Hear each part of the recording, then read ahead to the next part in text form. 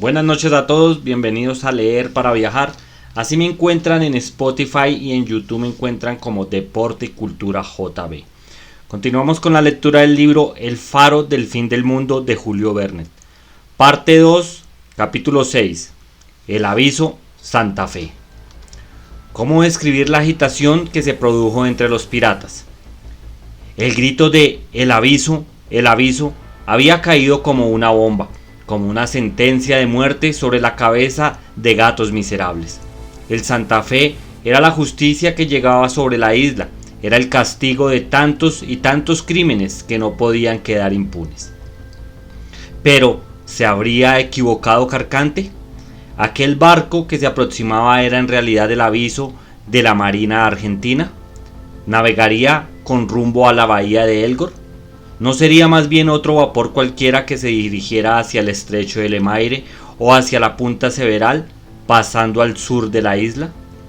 En cuanto Congret hubo oído el grito de Carcante, echó a correr hacia el faro, precipitándose escalera arriba a unirse con su segundo. ¿Dónde está el barco?, preguntó. Allí, al noroeste. ¿A qué distancia? A unas 10 millas. De suerte que no puede llegar a la bahía antes de la noche, ¿no? Congret tomó el anteojo y observó el barco con extrema atención, sin pronunciar una palabra. Nada más cierto que se trataba de un vapor. Distinguíase el humo, que se escapaba en volutas espesas, lo que demostraba que la máquina activa sus fuegos. Y que este vapor fuera el aviso era cosa indudable para Congret y Carcante, que habían visto varias veces el barco argentino durante los trabajos de construcción del faro. Además, este navío se dirigía directamente sobre la bahía. Si la intención de su capitán hubiera sido dar en el estrecho de Lemaire, hubiera puesto la proa más al oeste, y más al sur si su intención era pasar a la altura de la punta Several. Sí, dijo al fin Congret, es el aviso. Maldita suerte que nos ha retenido aquí tanto tiempo, exclamó Carcante. Sin la intervención de esos pillos que por 2 veces nos han retardado, ya estaríamos en pleno Pacífico. Bueno, la situación no se arregla con palabras, dijo Congret. Es necesario adoptar una resolución. ¿Cuál? Zarpar. ¿Cuándo? Inmediatamente. Pero antes que estemos lejos, el aviso estará en la entrada de la bahía. Sí, pero no podrá entrar. ¿Y por qué? Porque como no verá la luz del faro, no se arriesgará hacia la caleta en medio de la oscuridad. Estas atinadas consideraciones que Congret hacía se les ocurría también a Vázquez y Davy. No podían salir de su agujero porque se arriesgaban a ser vistos desde lo alto de la galería. En su estrecho escondrijo participaban del modo de pensar del jefe de los piratas. El faro debía ya lucir, puesto que el sol acababa de desaparecer. Aunque conociera la situación de la isla, lo natural era que el comandante Lafayette no se decidiera a continuar su ruta en medio de la oscuridad. No pudiendo explicarse esta extinción, lo lógico era que no entrara en la bahía hasta el amanecer. Verdad es que había entrado ya 10 veces en aquel fondadero, pero siempre de día, y no teniendo el faro para indicarle la ruta, no se aventuraría seguramente por entre los peligrosos arrecifes. Además, el comandante del aviso pensaría que la isla era teatro de graves acontecimientos, puesto que los torreros no estaban en su puesto. Pero, si el comandante no ha divisado la isla, observó Vázquez, si continúa marchando con la esperanza de descubrir la luz del faro, ¿no podrá ocurrirle lo que al Centuri? ¿No corre el peligro de perderse contra las rocas del Cabo San Juan? John Davis no contestó más que por un gesto evasivo. La eventualidad de la que hablaba Vázquez podía muy bien producirse. Desde luego, el viento no soplaba furioso para colocar el Santa Fe en la situación del Century, pero no obstante estaba en lo posible y aún en lo probable que le ocurriera algún grave accidente. «Corramos al litoral», dijo Vázquez. «En 2 horas podemos llegar a la punta del cabo y encender fuego para señalar la costa». «No», contestó Davis. «Sería demasiado tarde. Tal vez antes de 1 hora el aviso estará en la entrada de la bahía». «¿Qué hacer entonces?» «Esperar. Eran más de las 6 y el crepúsculo empezaba a envolver la isla. Sin embargo, los preparativos de salida se hacían con la mayor actividad a bordo del Carcante. Congred quería zarpar a toda costa. Devorado por la inquietud, había resuelto dejar inmediatamente el fondadero, si lo demoraba hasta la marea del día siguiente. Se exponía a encontrar el aviso y el comandante Lafayette no lo dejaría pasar sin interrogar al capitán de la goleta. Seguramente querría saber por qué el faro no había sido encendido. La presencia del Carcante le parecería, con sobrada razón, sospechosa. Cuando la goleta se hubiera detenido, iría a bordo, inspeccionar la tripulación y solamente la facha de sus hombres sería lo bastante para concebir la más legítima sospecha, que obligaría al barco a virar en redondo y a seguirle hasta la caleta para tercer torero del faro, Congred, y ampliar su información. Y cuando el comandante del Santa Fe no encontrase los 3 torreros, no podría explicar su ausencia más que por un atentado. Y no creería que los autores de este crimen eran precisamente la gente del navío que trataba de escapar. Por último, tal vez se produjera otra complicación. Así como los piratas habían divisado el Santa Fe a la vista de la isla, pudiera suceder que lo hubieran descubierto, lo que por 2 veces atacaron la Carcante cuando se disponía a lanzarse a la mar. Si los incógnitos enemigos habían seguido todos los movimientos del aviso, se presentarían al llegar al barco a la caleta, y si, como era de suponer, se encontraba entre ellos el tercer torrero del faro, Congred y los suyos no escaparían seguramente al castigo de sus crímenes. Congred había tenido en cuenta todas estas eventualidades y sus consecuencias. De aquí la decidida resolución que había adoptado: zarpar inmediatamente, y puesto que el viento que soplaba del norte le era favorable, aprovechar la noche para ganar alta mar a toda vela. La goleta tendría entre ella el vasto océano, y lo probable era que el aviso, en la imposibilidad de descubrir la luz del faro, y no queriendo aproximarse a tierra en medio de las tinieblas, permaneciese bastante alejado de la isla de los Estados. Si era preciso, extremando más la prudencia, en vez de dirigirse hasta el estrecho de Le Maire, Congred pondría la proa al sur e iría a doblar a la punta Several. Después de hacerse todas estas consideraciones, el jefe de la banda dio las órdenes para apresurar los preparativos de marcha. John Davis y Vázquez adivinaban el plan de los piratas. Se preguntaban de qué manera se las arreglarían para frustrarlo, y sentían, desesperados, toda la magnitud de su impotencia. A las 7:30, Carcante llamó a los hombres que aún quedaban en tierra. En cuanto la tripulación estuvo a bordo, se hizo el bote, y Congred ordenó levar el ancla. John Davis y Vázquez oyeron el chirrido regular de la cadena recogida bajo la acción del molinete. Al cabo de 5 minutos, el ancla estaba recogida al servirla. Inmediatamente, la goleta empezó su evolución, y desplazando las altas y bajas velas con el fin de aprovechar toda la brisa que ya iba cayendo, empezó a navegar lentamente. Bien pronto, la navegación le hizo muy difícil. La mar estaba baja, la corriente no le favorecía, y en estas condiciones poco podía avanzar en las 2 horas que faltaban para la marea ascendente.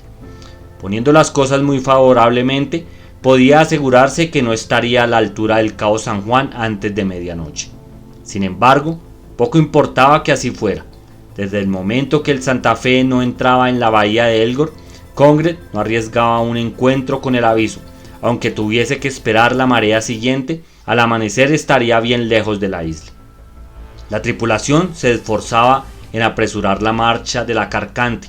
Aunque Congred conocía esta orilla, sabía cuán peligrosa era por el sinnúmero de arrecifes que la desbordan. Una hora después de la partida se creyó tan cerca de las rocas que le pareció prudente virar a fin de apartarse del peligro.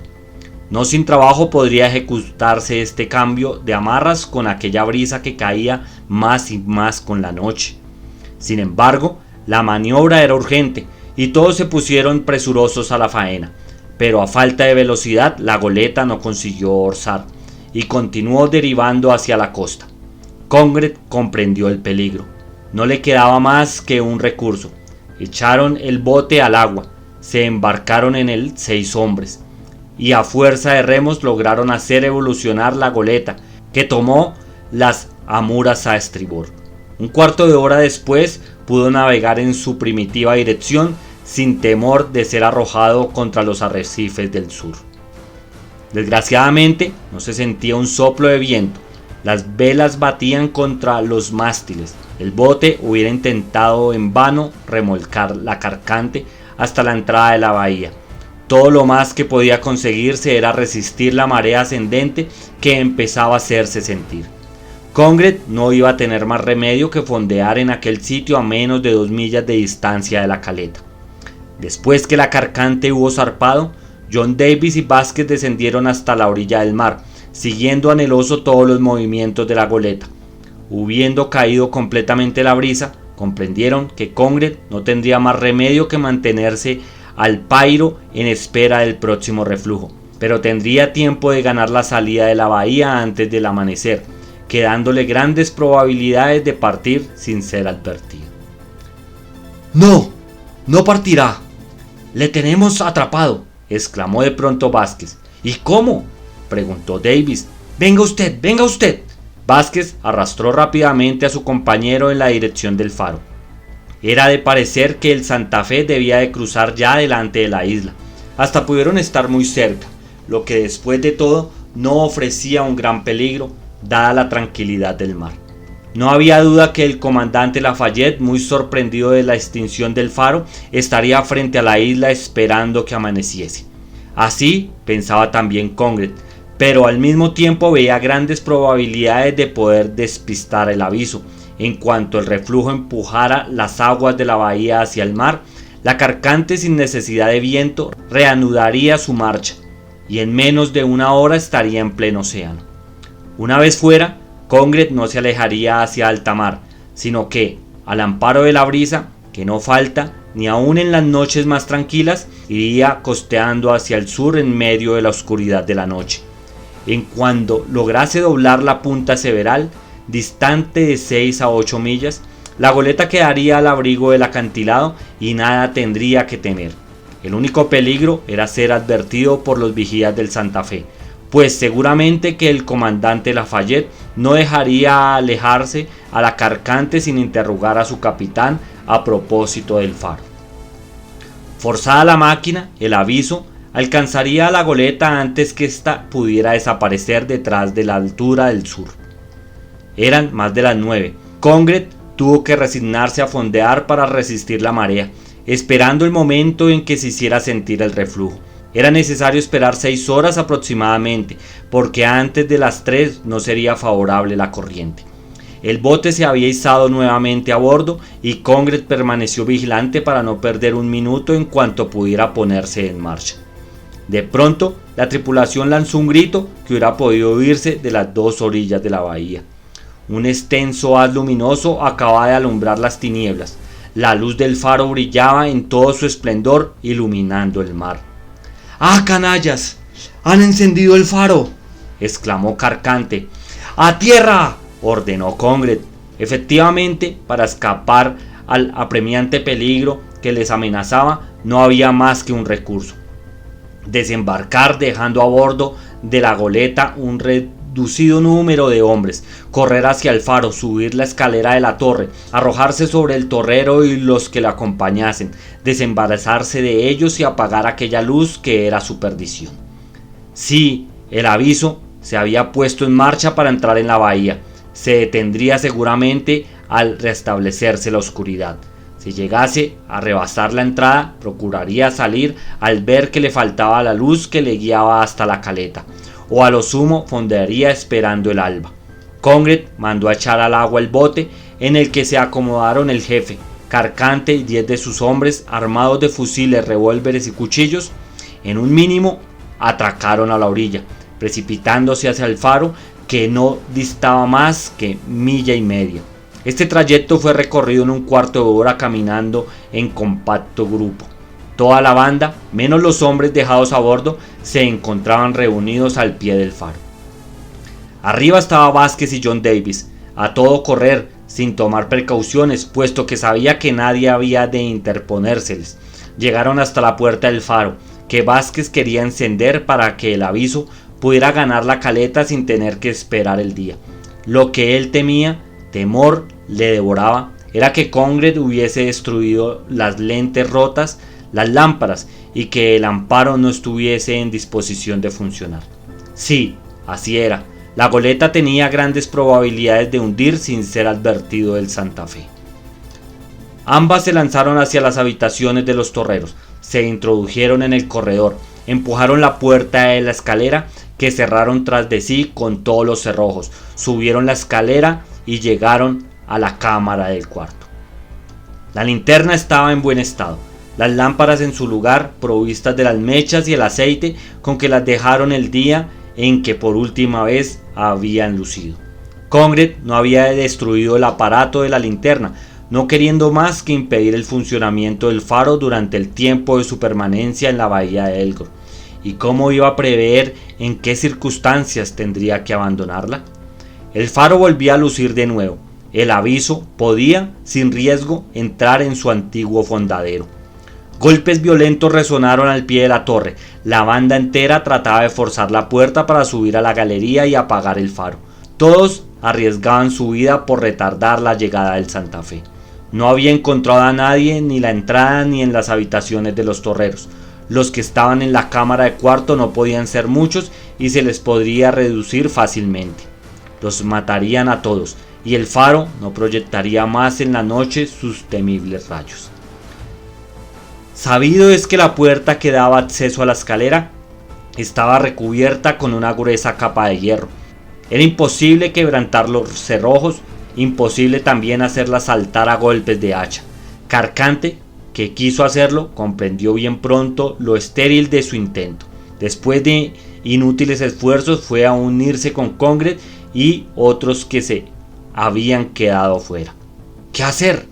¿Habrá algún medio de elevarse por el exterior hasta la linterna del faro?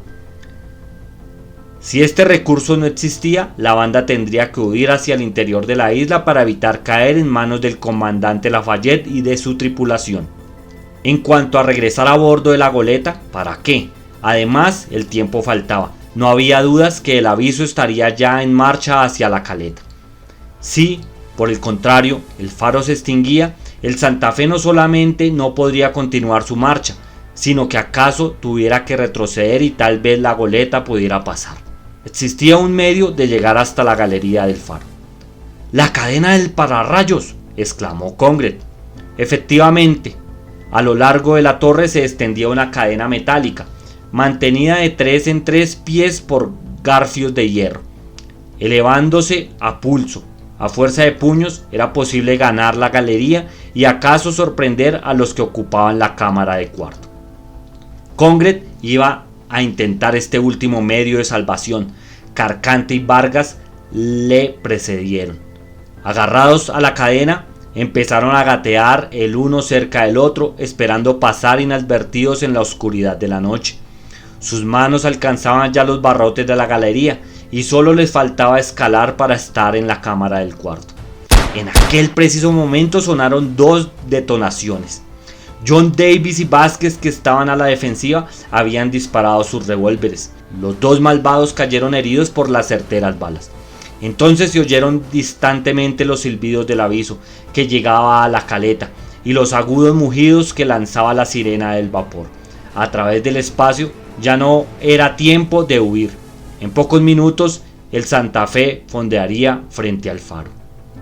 Congred y sus compañeros comprendieron que era ya inútil toda tentativa.